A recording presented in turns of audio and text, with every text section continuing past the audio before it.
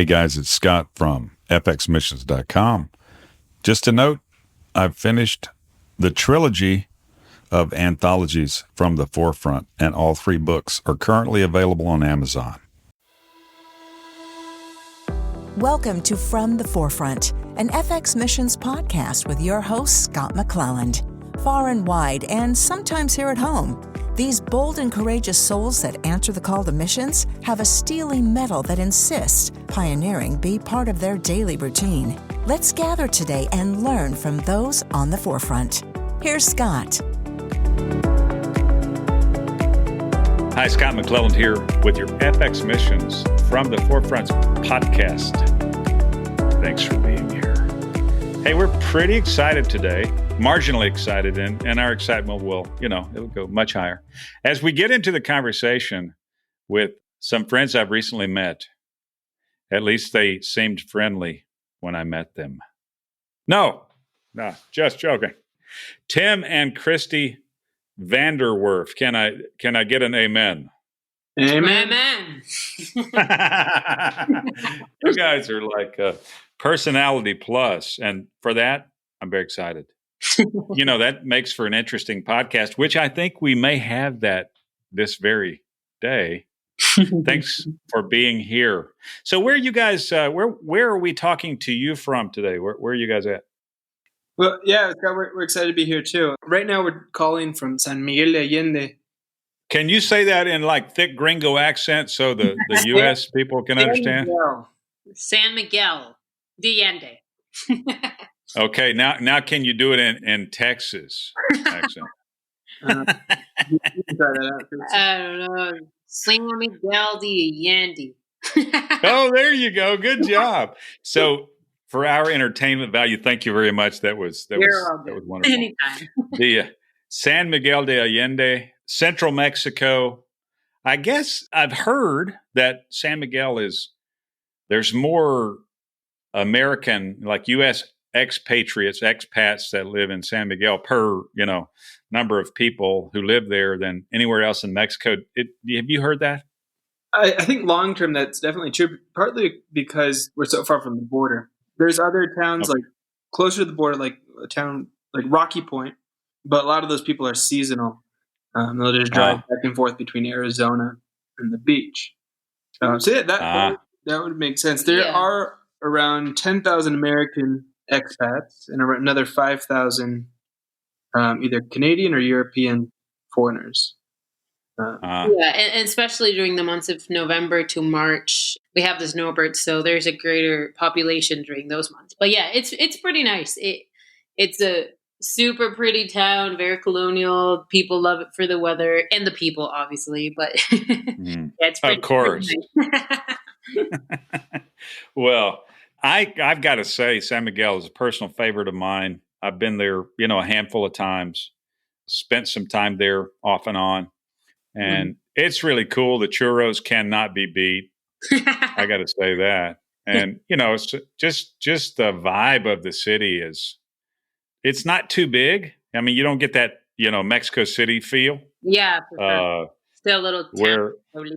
Yeah, it's got the colonial sort of construction, the streets, the cathedral, all that stuff's wonderful. So we've met fairly recently. We're in a leadership thing not too long ago in the state of Guanajuato there. That's not right where you guys are, but still in your same state. And I was pretty intrigued by you guys. I think I might have said something offensive to you, Tim, right at first. I'm trying to remember. You started gringo or something like that. Look, a gringo, and of course you look like a gringo, and that's that's a compliment coming from a gringo. I think hey, look, somebody like me, except for you're taller, you're much thinner, and you're better looking than me. But we look like we came from the same part of the world. But you were actually raised in Mexico, weren't you? Yeah, I was born here. My parents have been in Mexico. They're still here. They've been here 27 years. Since 1993, and I was born and raised here. I've been to the States a few times. I went back for college. Been here everywhere in between. So wow, cool. That's cool. But it also is disorienting for those of us who are like, It's disorienting for Mexicans. They all try to talk to him in English, and then he responds in Spanish, and everyone's shocked and looks at him weird. And it's funny. And he goes to the market, and people like try to get a little more. And Tim's like, "I am Mexican. I didn't know what this cost," and so it's always really funny. Yeah, yes. There are downsides to looking like a foreigner. Like a gringo. And that is you say, hey, here comes money bags. Let's raise the price. Exactly. You got a foreigner. Yeah. So got that. Wow. And so, yes, even though you can't see Tim, he looks like he's from Minnesota or somewhere like that. Where was your family from before they, like historically? My dad's from Lansing, Michigan, and my mom was born in Mississippi, but she moved around the States. Her dad worked for the Navy. Very cool. So you look like a Midwesterner or something of the kind, tall. That's right. Light hair. Dutch and German blood. Yeah. Awesome. Now, you guys are something of an interesting couple, and not just in a racial sense of the term, but even though it's not obvious, Cristi, in terms of your accent, you don't look like you're from the Midwest of the United States, Michigan or somewhere. So, are you from San Miguel? Yes, I was born and raised here. My mom is from here, and all of his family stays. When my parents got married, my dad just moved here. So all my life in this town. Wow, San Miguel. So you guys are, I guess, to me, you look like you're a mixed couple in the sense that one of you looks very American and one of you looks like, very Mexican. Mm-hmm. Do you get that a lot? And do you consider yourself that? How do you think about it? It's really interesting. We've been to the States, and I'm saying, the Mexican, I'm the Mexican, something like that. They look at me like I'm going to get offended by that. But it's been, I don't know. I love Mexico. I love what it represents. And I love how different we are and how different we look. There's definitely some, not some. There's a lot of cultural differences between our families. Yeah. And some of them are culture and some of them are just differences because we're different families. Mm-hmm. And so it is interesting when we talk about, topics about money and saving or vacation, talking about kind of like where are we going to live in the city, what kind of neighborhood is socially acceptable. Yeah. There are interesting conversations that come up between my in-laws and us, or my parents and Cristi. Yeah, and I think also it is because of the way we were raised. Like Tim grew up with an American family that lived in Mexico, so he obviously thinks like a Mexican, but is very different because of his background and like his core. And then for me, it was growing up in San Miguel, exposed to like such a melting pot of cultures and everything else. And then I lived in the States for a while, like a family, quote unquote, adopted me. And so I was going back and forth during high school. So obviously I got to know a lot about the culture and the language and all that, but still, like, that was as far as, my American, that kind of background. So it's been interesting. When we got married, we were like, wow, we're very different in spite of both being Mexican. So it's been we're both hybrids because neither of us feel completely at home with our families either. So that's also interesting. That's pretty cool, and I think you guys have opened the box on me here in a little way more than I expected to get it open. But thank you for doing so. I mean, I know that Cristi, as you were mentioning there about the family. Thankfully, those were Texas folks, if I'm right. That's right. Yeah. All right, Texas, come on. Yes. Yeah. So Texas people, they don't think more of themselves than they should. Probably just more often, not more than, but more often. Anyway, yeah. So no, it's interesting. I guess the cultural mixture there is cool. And you guys, you've been married now a few years. No, just over a year. Yeah. Yeah. Happy anniversary. Thank you. Thank you. Yes, young people. Oh, to be young again. No. What would that be like? I paid for my youth. I promise you. So I probably don't want to pay for that again. But I enjoyed it, and as you should as well. Now, obviously, this is a missions podcast, and just really one of the things I've done, over the years is try to get some generational perspective. You guys have a cultural, interesting mix, as we've already discussed. And generationally, we're pretty far apart in terms of age.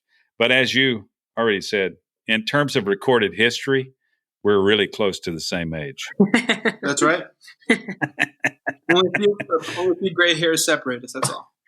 Yeah, that's all. Yeah, my oldest daughter is older than you, but so we're generationally enough apart probably to have some different perspective, which I'm thankful for, and I think we really need, the complete survey of generations and genders and cultures and all those things to get a picture of missions from the Lord's perspective. So I'm super excited that you guys are here and talking to us about it. What do you guys do day to day? What's your background? How did you get involved in the way that you are in missions currently? Well, we'll speak as if there were no quarantine. Yes, I get it. Cristi and I are both on staff for Young Life, which was started in Texas in 1941.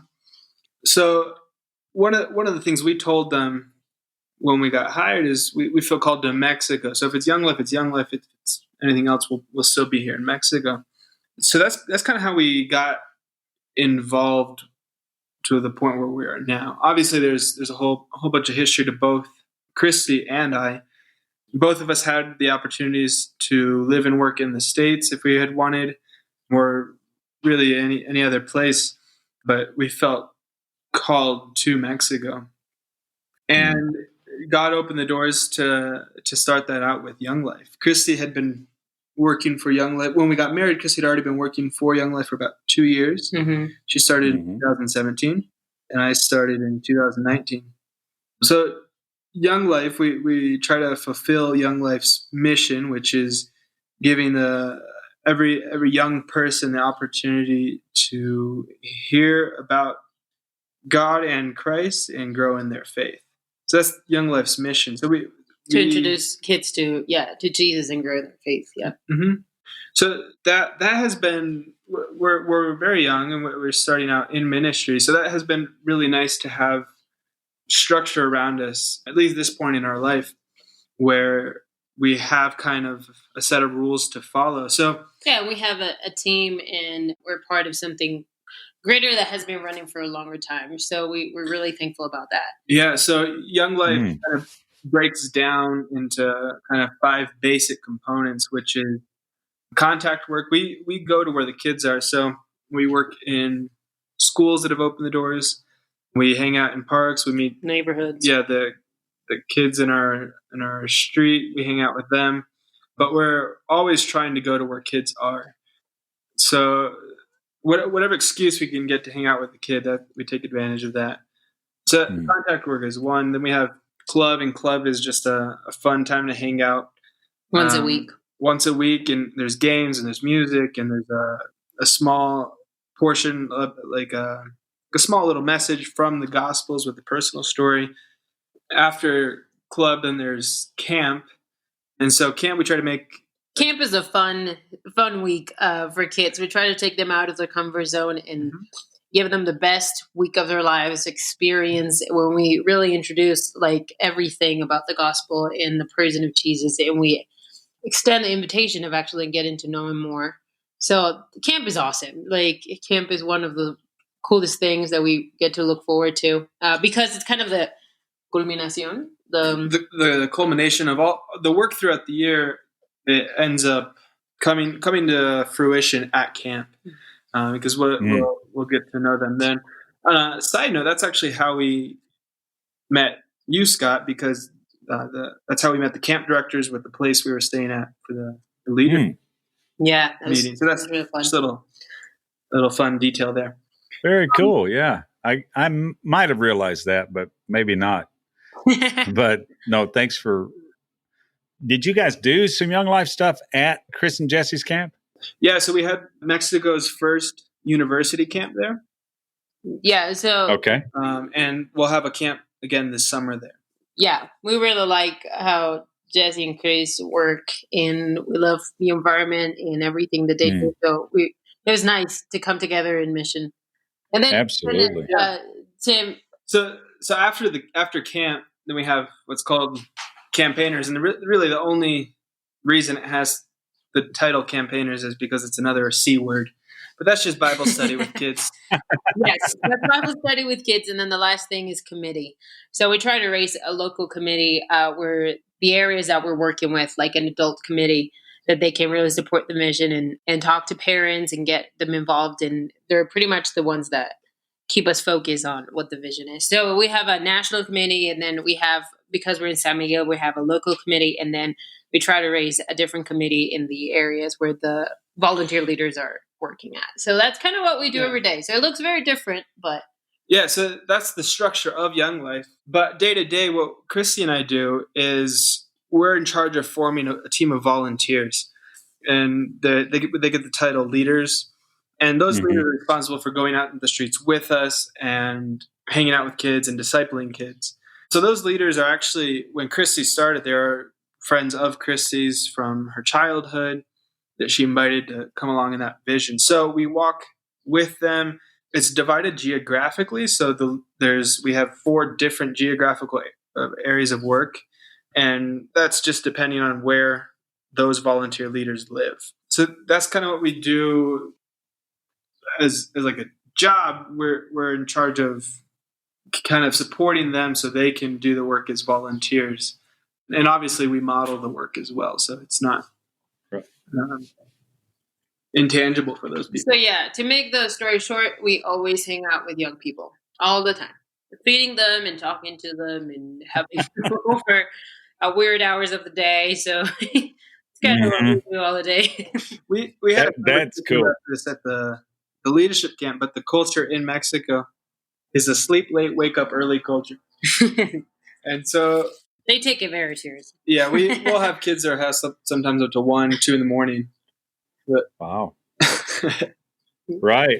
That I have noticed that about Mexican culture and how it's different. We do some stuff in Nicaragua as well. So, both of those are Latin cultures, but they're very different. Yeah. In the States, we go to bed early and get up late. Yeah. In Nicaragua, you go to bed early and get up early. In Mexico, you go to bed late and get up early, which is really strange, but cool.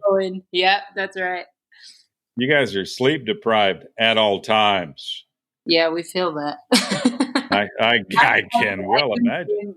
Tim doesn't that much. Yeah, you got to have a quarantine to catch up on your rest. That's right. Hopefully. Yeah. Hopefully. Well, that was a robust answer. I've been around Young Life for a while. I'm aware of Young Life for quite a while. Never been a part of anything organized related to it. I think there's a really great Young Life camp facility in Nicaragua. We've done a bunch of events there. So familiar with the organization. And here in the States, my business does some stuff for Young Life in the States. So I never knew it was organized in 41, I think you said. Mm-hmm. I never knew it started in Texas, and I never knew the 5 C's of Calvinism. I mean, the 5 C's of... Right.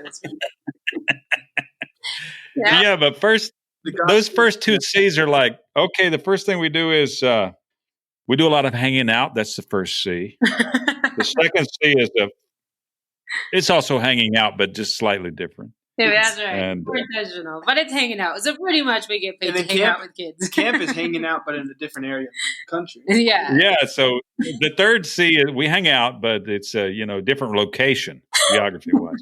So, but that's cool. Hey, I got to say, I've ran into a lot of fruitful ministry and results from Young Life. So, Hey, awesome. Yep. Thank you guys Yeah. for what you're doing. And you don't have the easiest assignment. I got to say that too. It might be the one you want and the one you like. Certainly not the easiest one.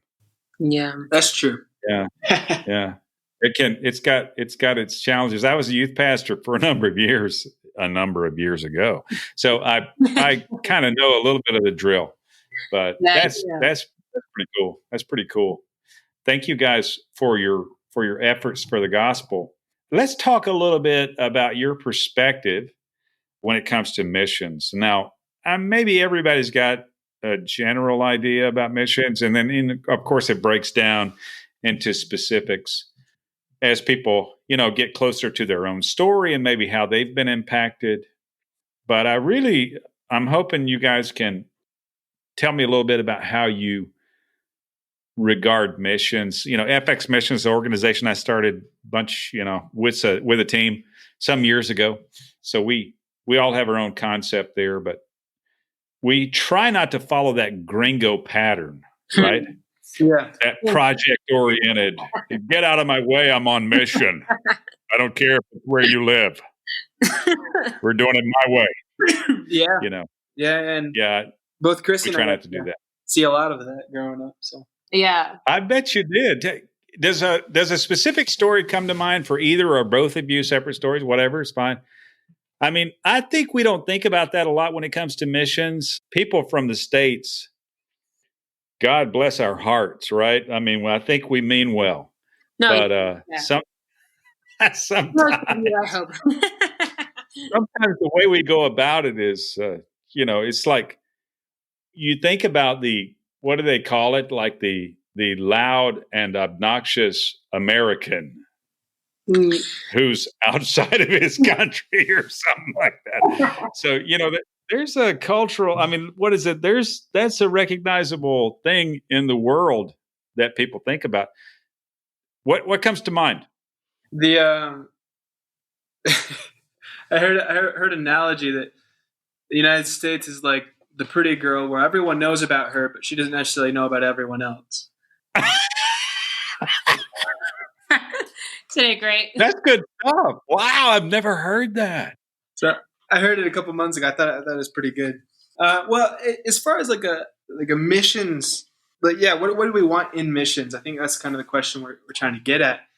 That was actually one of the first conversations that we had when we started working in Young Life, because Tim's parents are missionaries and my parents are pastors, and they did a lot of missions with different groups down here. And I was invited to, kind of growing up with missionaries as well, we were invited to translate all the time, to lead worship, to do puppets, to all kinds of things for missions. So we've seen the good, the bad, and the ugly. So, yes. So that's something we've thought about quite a bit. And I think to begin with, I think it's what is God calling you to as a person?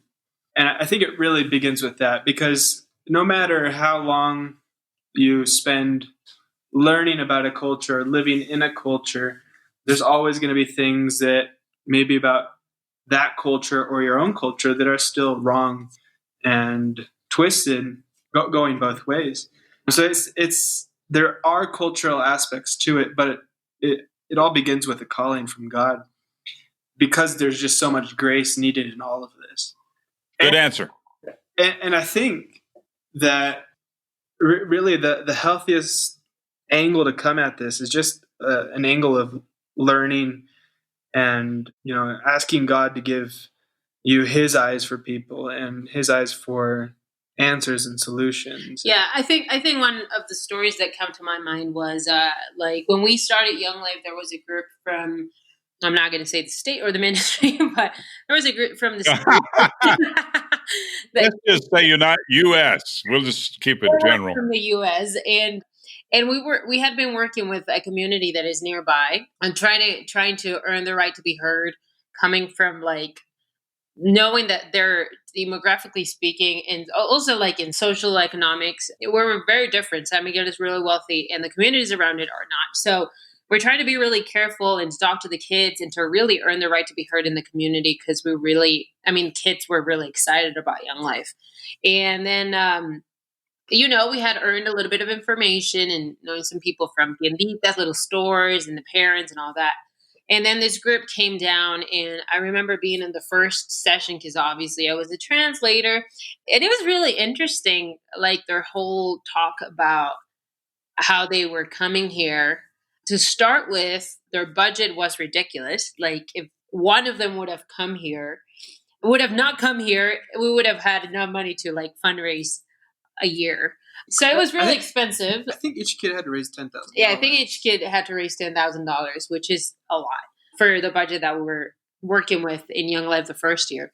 But anyway, so like it was just kind of an approach of like, we know what is right. We want to change kids' lives, and we want to show them Jesus, and we want to do this and that. So the typical pep talk about mission. Yeah.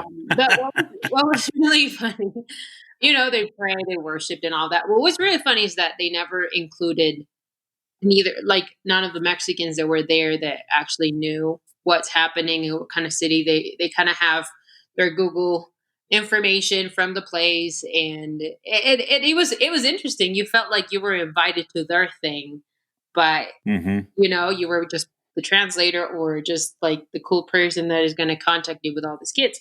So to start with, I was like, oh, interesting. Like they have a plan, but then they have their plan.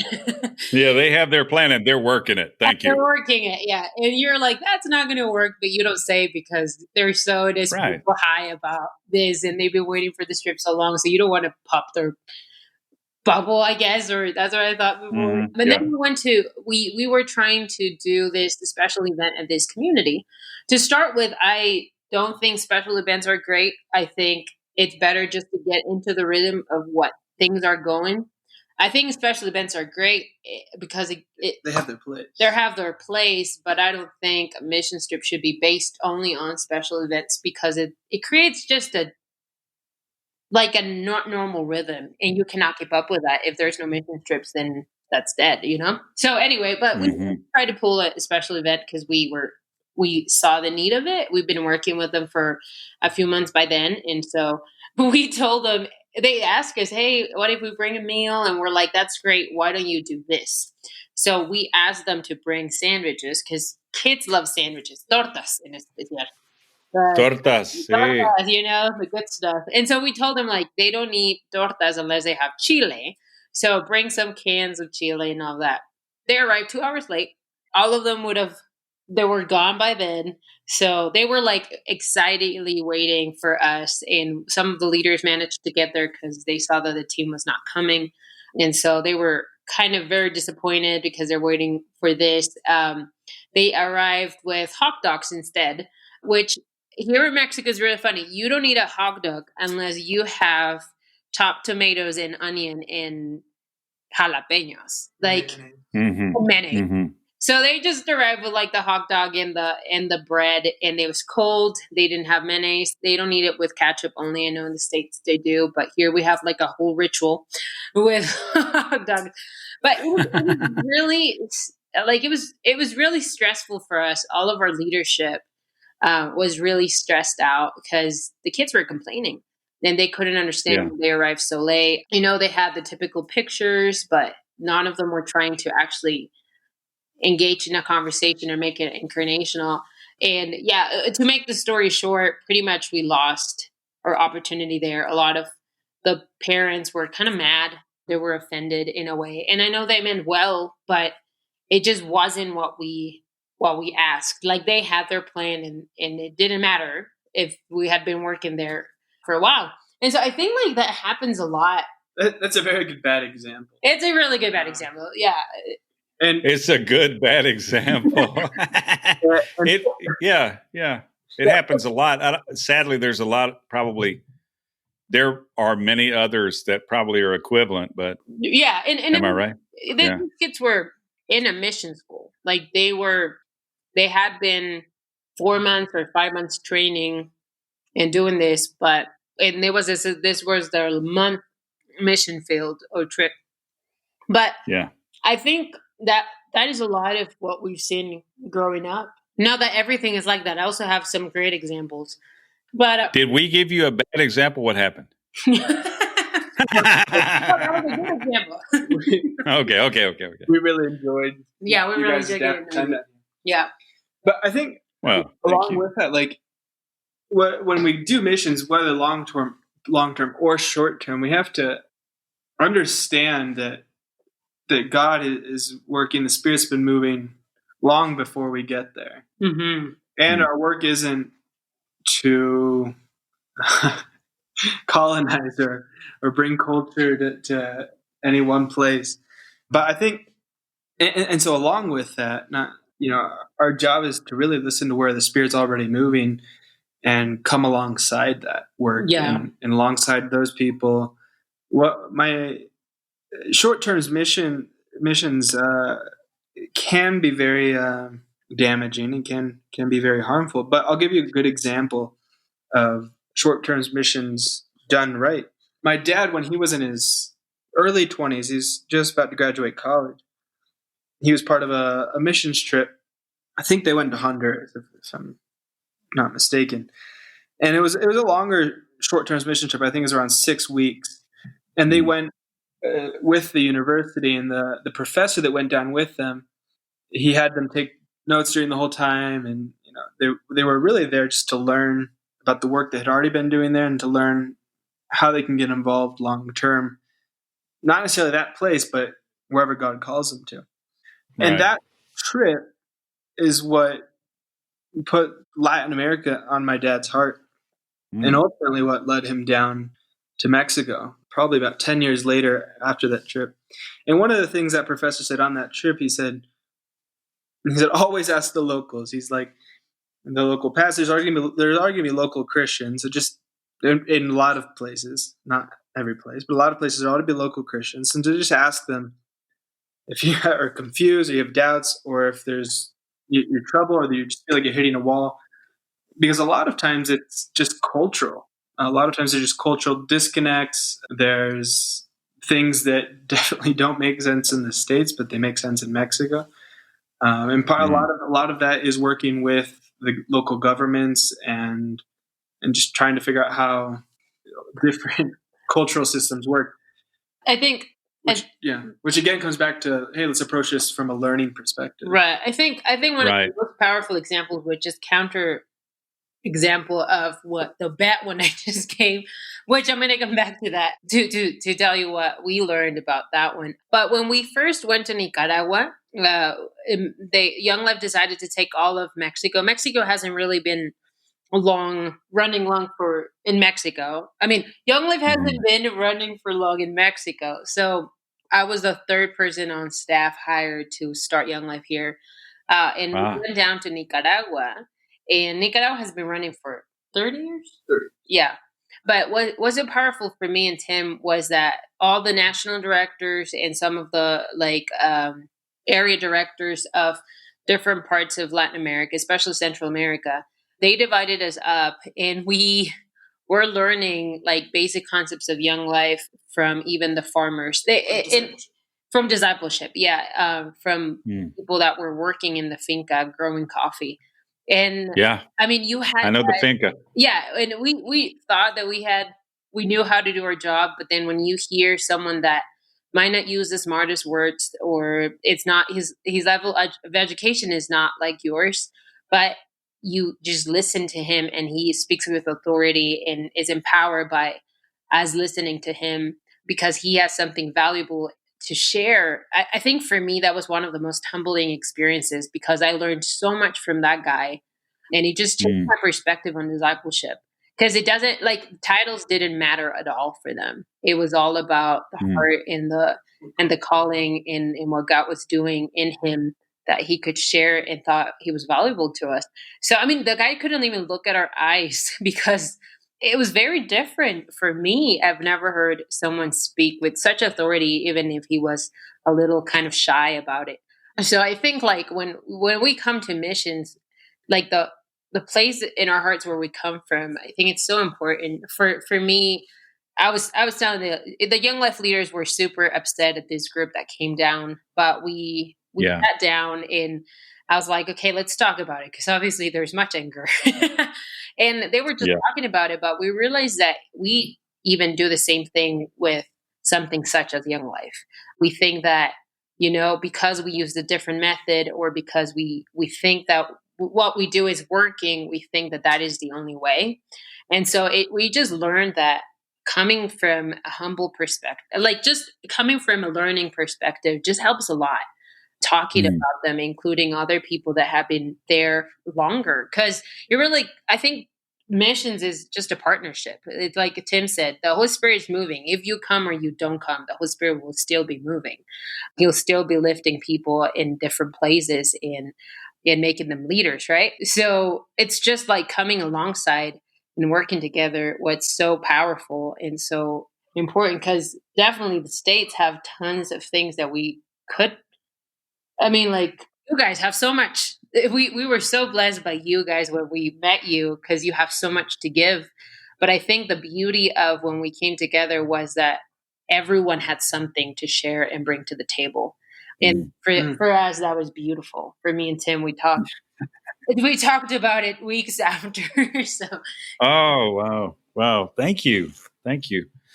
Well, you guys, you make me want to really dig in here and make this a 3-hour podcast, because I think there's so much to talk about in the examples that you used.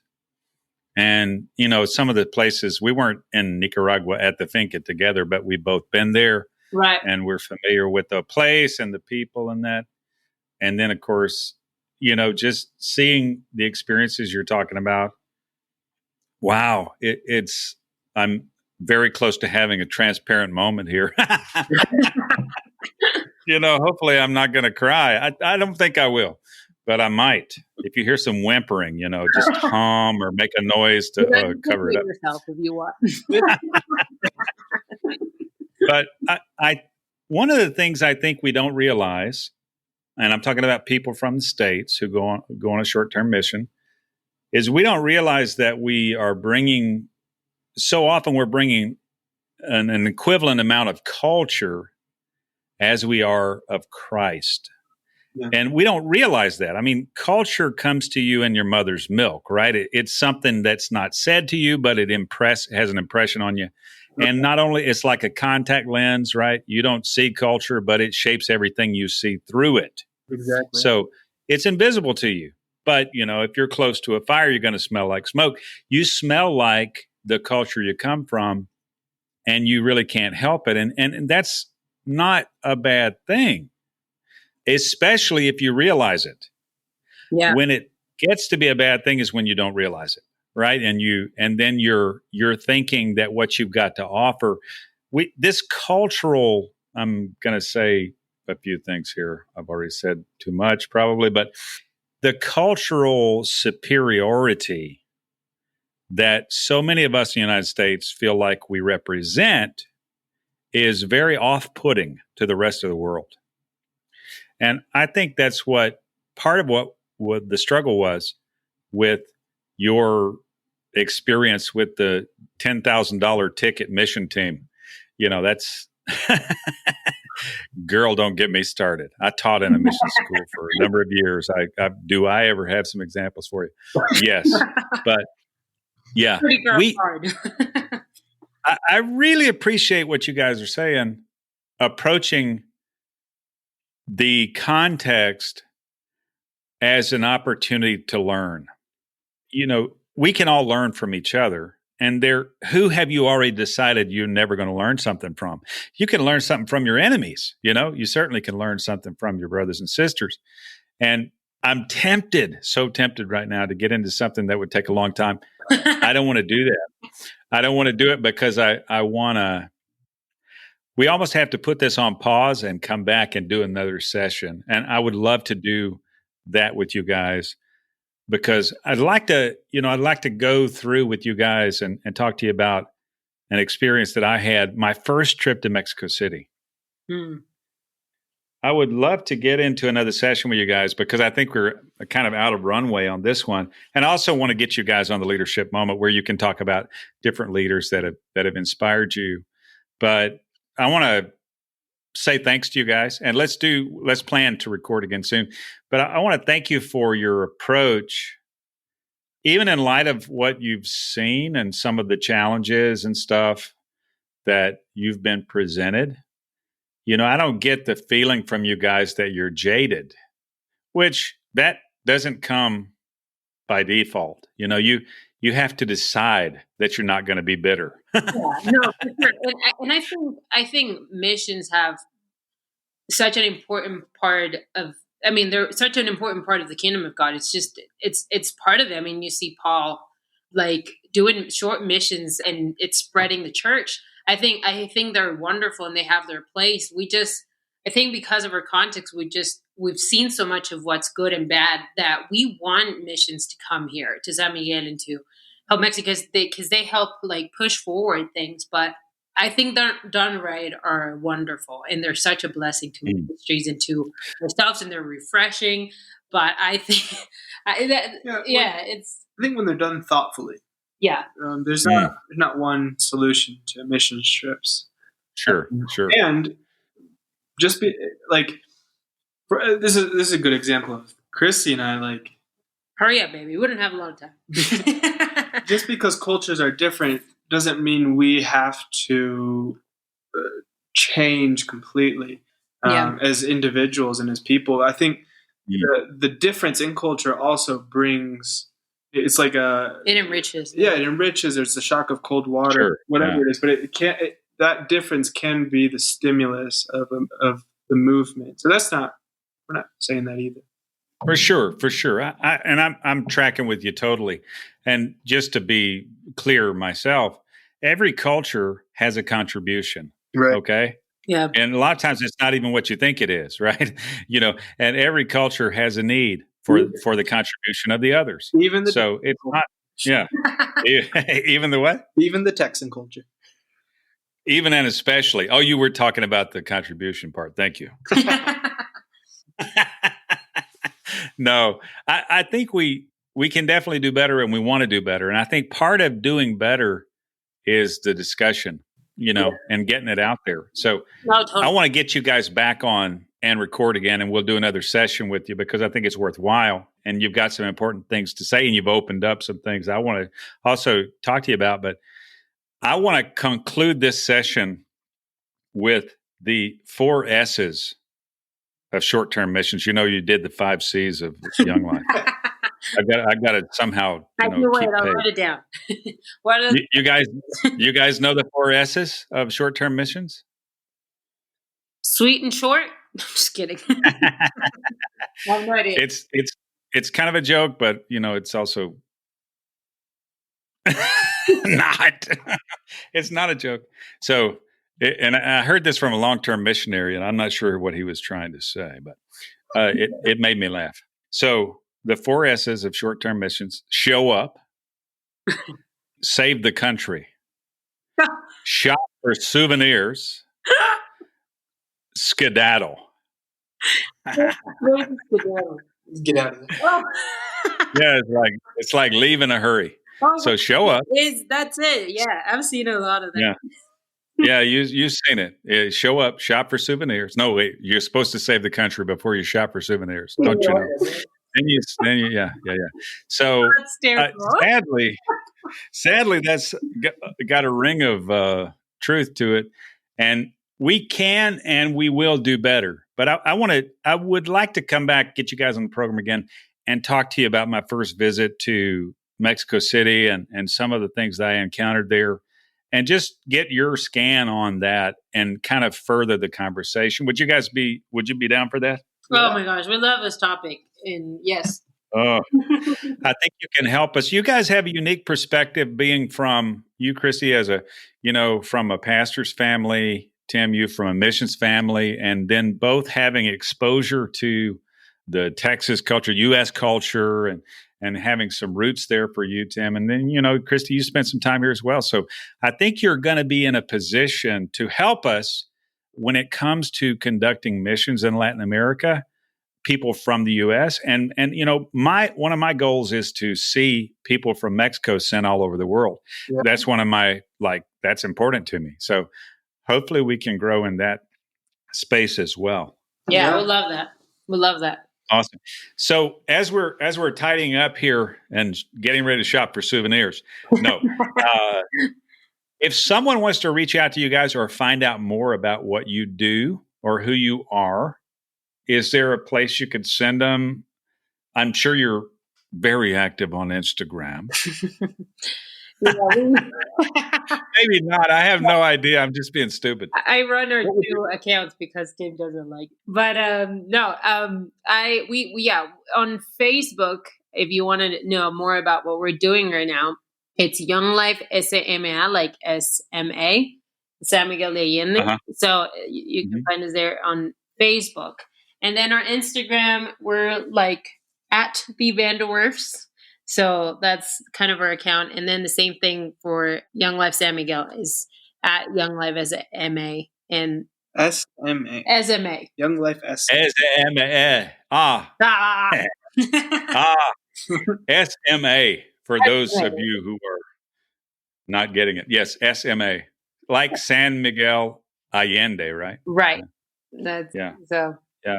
Young Life SMA on Instagram and Facebook, and at the Vanderwerfs. That's kind of our personal one. And is that on Facebook or Young Life? Or Instagram. I think what? Sorry, what was it? Is it the Vanderwerfs? That's on Instagram. That's an Instagram. Instagram, okay. Yeah. And then it's Young Life SMA on Facebook. Yes. I'm sorry I belabored that point, but I got to say one more question. How would anybody know how to spell that last name? That's a good question. That's what I had it. I present myself as Martinez. I got to say, I had the recording down in my little thing I used to record. I had it misspelled over there. Oh, no. Really? I fixed it once I saw the email address. But let's go through it. Vander, that's pretty easy, right? VANDER. WERF. Yeah. And that what kind of root system does that show? Vanderwerf. Well, that means something in another language. Yeah, it's Dutch. It just means of the wharf, like of the docks. Okay. From the docks. I love it. Okay, Vanderwerf. WERF on the end. Awesome. You guys are a joy. I got to say that. Thank you. Thank you for not being a pain. You always want to, leave them wanting a little bit more, and I will do it again. We'll do it again. Thank you for having us. We're loving this. Yeah. Okay. Blessings to you guys. I am Scott McClelland, and this is your FX Missions from the Forefront podcast. We're going to go much deeper into short-term missions taboos with the Vanderwerfs again very soon. So don't miss that. If you'd like to contact me or us, you can do so at fxmissions.com. Until next time, have a good one. You've been listening to From the Forefront, hosted by FX Missions' Scott McClelland. If you've enjoyed this episode and you'd like more information on today's guest, please go to our Facebook page at facebook.com/FXmissions. Please rate our show on iTunes or your favorite podcast provider. If you know someone who should be a guest on our podcast, we're currently reviewing candidates for upcoming episodes. Please submit their name, affiliation, and an essay of why their story needs to be told to info@fxmissions.com. And of course, you can always follow us on Facebook, Twitter, Instagram, and our website at fxmissions.com. From Scott McClelland and the whole team here at FX Missions, thanks for listening. Till next time, have a great day.